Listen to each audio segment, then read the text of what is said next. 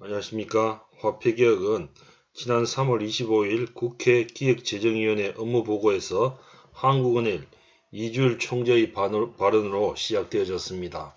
또한 5월 13일 국회에서는 화폐개혁에 대해서 논하다라는 주제로 정책 토론회까지 열렸습니다. 본 강의를 끝까지 시청하시면 화폐개혁에 대한 전반적인 식견과 좋은 정보를 얻어가실 수 있을 것입니다. 먼저 화폐개혁의 정의에 대해서 말씀드리도록 하겠습니다. 화폐개혁은 화폐 단위의 액면을 낮은 단위로 변경하는 것을 말합니다. 우리가 시중에 커피숍이나 식당을 가면은 그림과 같은 메뉴판이 이렇게 걸려 있는 것을 많이 보실 수 있습니다. 실제로 4,000원의 단위를 4.0 이렇게 끝에 있는 세 자리를 제외하고 표시를 하는 식당들이 많이 있습니다.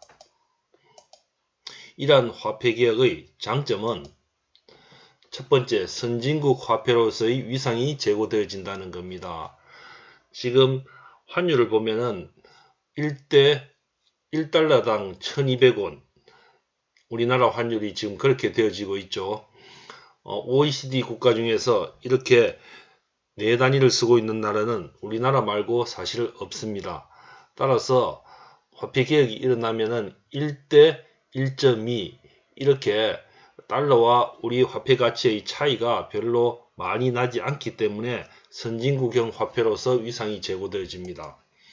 또한 화폐개혁은 구매력이 확대되어지고 유효 수요를 창출하여 경기 회복에 도움이 됩니다.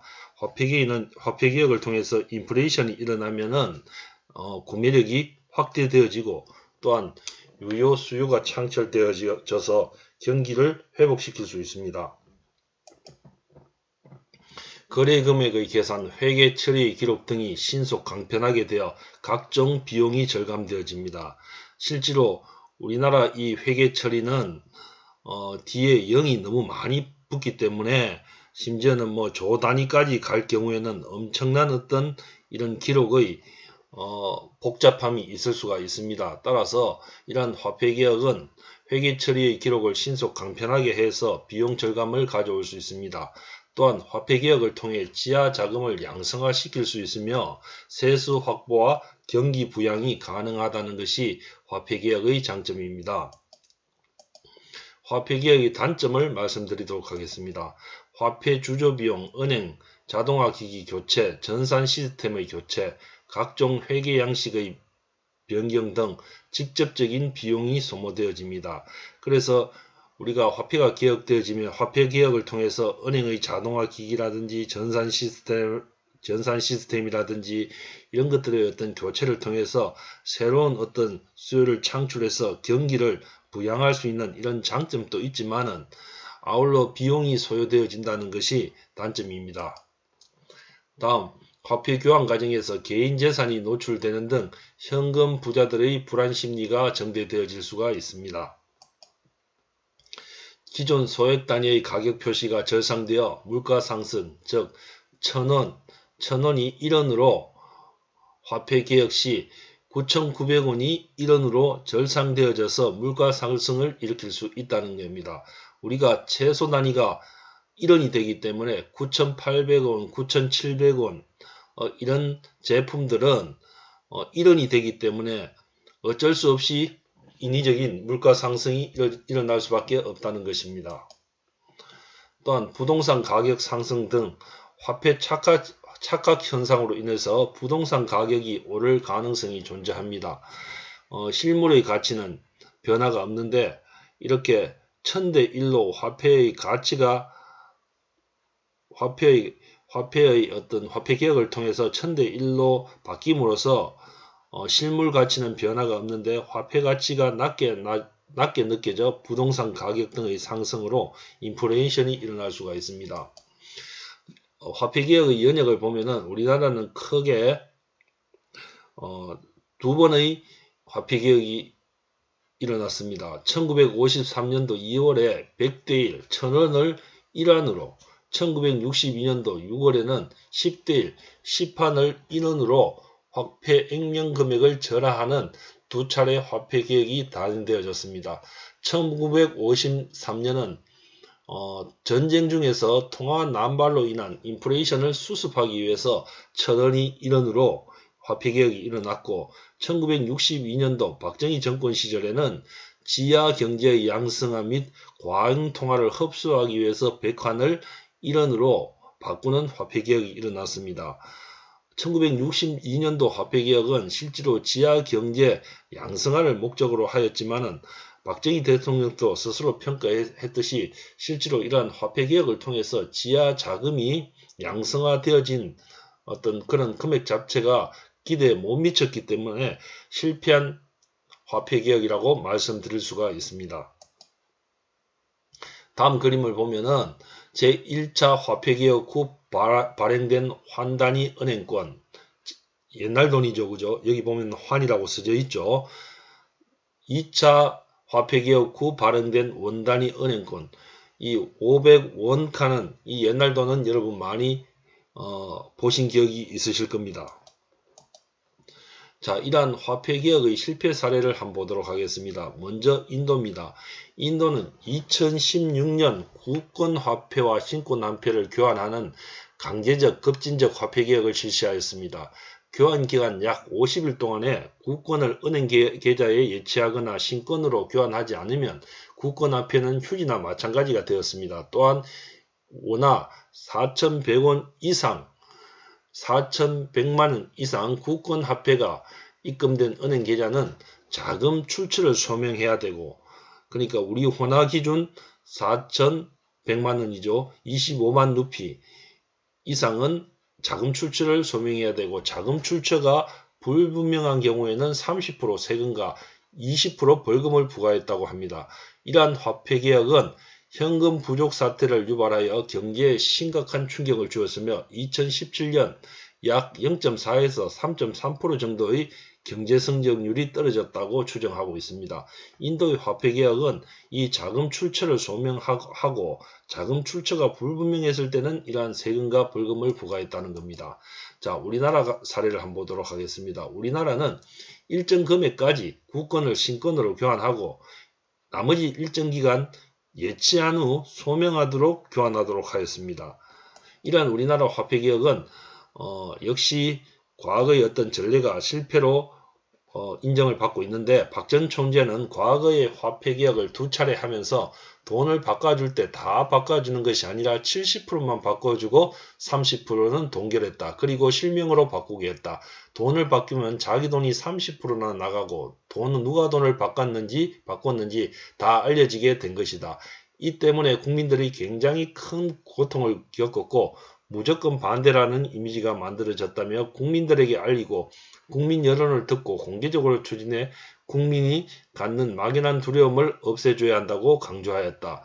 자, 과거에 있던 화폐 개혁은 이러한 어떤 70%만 바꿔주고 30%는 동결했기 때문에 자기 돈이 30%나 나가는 어떤 그러한 화폐 개혁이 되어졌기 때문에 박성 전 총재는 이러한 문제점을 가지고 있기 때문에 만약에 화폐 개혁이 일어나면은 공개적으로 추진해서 국민들의 두려움을 없애줘야 한다고 최근에 이런 발언을 하였습니다. 자, 화폐 개혁의 실행 방법은 크게 세 가지가 있습니다. 첫 번째, 일정 교환 기간 1년을 두고 전수 교체를 하는 것입니다. 이렇게 전수 교체를 하고 나서 국권은 어떻습니까? 즉시 사용 금지를 하는 것입니다. 두 번째, 유예 기간 동안에는 국권과 신권을 병행 사용하도록 하고 일정 기간 이후 국권 통용 금지 조치를 합니다. 단 은행 교환은 가능하도록 하고 이후에 잠정적으로 폐지하는 방법이 두 번째 방법입니다. 유로화가 이러한 방법으로 화폐 개혁이 이루어졌습니다. 세 번째, 유예 기간 없이 동시 사용을 허용하는 것입니다. 터키의 경우에 해당되어지죠. 따라서 신권과 국권을 1년 동안 동시 통용시키면 신국권의 가격, 동시 표기를 의무화해 국민 인식 속에서 국권과 신권을 1000대 1의 비율이 반영, 습관화되도록 하고 돈을 바꿔줄 때 금액과 기간에 관계없이 무제한 무기명으로 바꿔줘야 하는 것이 세 번째 실행 방법입니다.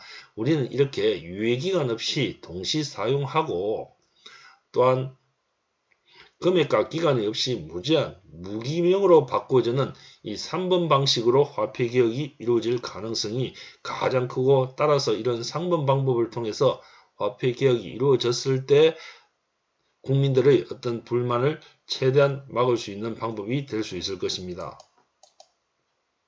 최근 화폐개혁에 관한 뉴스를 종합해 보도록 하겠습니다. 한국은행 총재는 화폐 단위 필요성을 언급을 했습니다.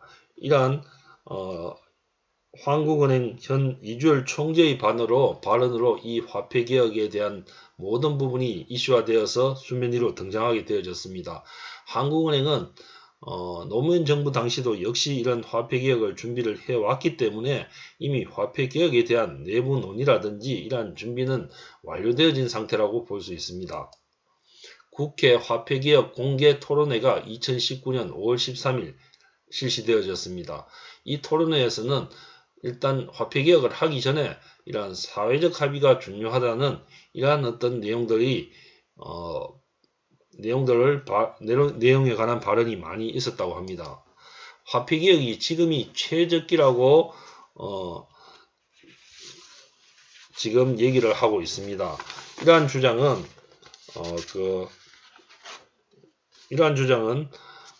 지금 현 상황이 디플레이션 상황이기 때문에 물가 수준이 높지 않기 때문에 지금이 화폐개혁의 최적기다 라고 이야기를 하고 있습니다. 그러나 지금 현 경기의 상태를 보면은 실질적으로는 경기 침체 시 물가 상승, 즉 스태그플레이션 상태라고 볼 수가 있습니다. 따라서 전 한국은행 총재가 주장을 하고 있는 지금이 디플레이션 상태이기 때문에 어떻게 보면 화폐개혁을 할 수 있는 최적의 어떤 상태라고 얘기하는 것은 조금 문제가 있는 것 같은 생각이 듭니다. 부자들은 최근 들어 화폐개혁에 대비하여 이미 부동산이라든지 금, 달러들을 지금 이미 사들이고 있습니다. 국내 부동산뿐만 아니라 해외 부동산도 지금 많이 매각을 하고 있습니다. 최근에 어떤 뉴스를 보면은 한국 돈 못 믿겠다. 뉴욕 도쿄에 집 사는 100억대 신부자들. 이렇게 경제 불안해서 도쿄, 뉴욕 부동산에 꼽힌 부자들. 실제로 지금 화폐개혁 가능성을 묻는 투자자들이 많고, 이렇게 국내 부동산도 지금 믿을 수 없기 때문에 해외로 돌려서 지금 부동산을 구입하고자 하는 그런 부자들이 많이 있다는 겁니다. 정부는 아니라고 주장하는데 부자들 금 일단 사고 보자. 최근에 들어서 금 가격이 많이 올랐고 또한 금을 매입하는 부자들이 많이 있다고 합니다. 화폐개혁 소식 부동산 부자들이 좋아합니다. 사실일까? 실제로 이 화폐개혁이 되어지면은 현금을 보유하고 있다가 화폐개혁 직전에 어떻습니까? 부동산이나 실물 자산을 많이 구입함으로써 더 많은 어떤 부를 축적할 수 있기 때문에 부자들 같은 경우에는 어떻게 보면 희소식이 될 수도 있을 것 같습니다. 금 사들이는 부자들 빠르게 번지는 소문의 실체. 자, 5월 한국은행 거래소에서 거래된 평균 1일 금 거래량은 3월보다 2.5배 증가한 4.29kg에 달한다. 금 1g 가격은 20일 기준 48,950원으로 최근 크게 오른다. 금 거래량도 늘고 금 가격도 오르고 있는 실정입니다. 대표적인 화폐개혁 관련주로 ATM 기기 관련 주가도 지금 뛰고 있는 상황입니다. 이러한 화폐개혁의 가능성이 증가되어지는 요인으로 보면은 첫 번째 경기 침체입니다. 지금 실제로 한계 기업이 많이 증가되어지고 있는 실정입니다. 두 번째, 정부가 추경을 편성함으로써 정부 예산이 지금 증가되어지고 있습니다. 세 번째, 가계부채의 증가를 들 수 있습니다. 네 번째, 한국은행 총재의 최근 발언과 국회 토론회를 실시하여 공론화시키고 있다는 것입니다. 다섯 번째, 몇 년 전부터 일부 카페와 식당에서는 5,000원을 5.0 등으로 이미 표기화를 시작했다는 것입니다. 여섯 번째, 지하경제 양성화의 필요성입니다. 5만원 회수율이 지극히 낮다는 겁니다. 심지어는 몇 년 전에 5만원권을 마늘밭에 이렇게 묻어두는 그런 어떤 사건 자체도 지금 발생되어졌고, 실제로 이런 마늘밭에 비닐포대로 5만원권을 묻어놓은 이런 사람들은 과거 정부에서 부정부패로 고액의 현금을 숨겨놓은 사람들이라고 할 수가 있습니다. 그럼 이런 지하경제를 양성화해서 끄집어내므로 하면서 경제를 활성화시킬 수 있다는 것입니다. 2020년 4월 총선 승리를 위해서 경기 부양의 어떤 필요성이 대두되어졌기 때문에 지금 민주당 정권에서 화폐 개혁을 할 가능성이 존재한다는 것입니다. 자, 이상으로 강의를 마치도록 하겠습니다. 감사합니다.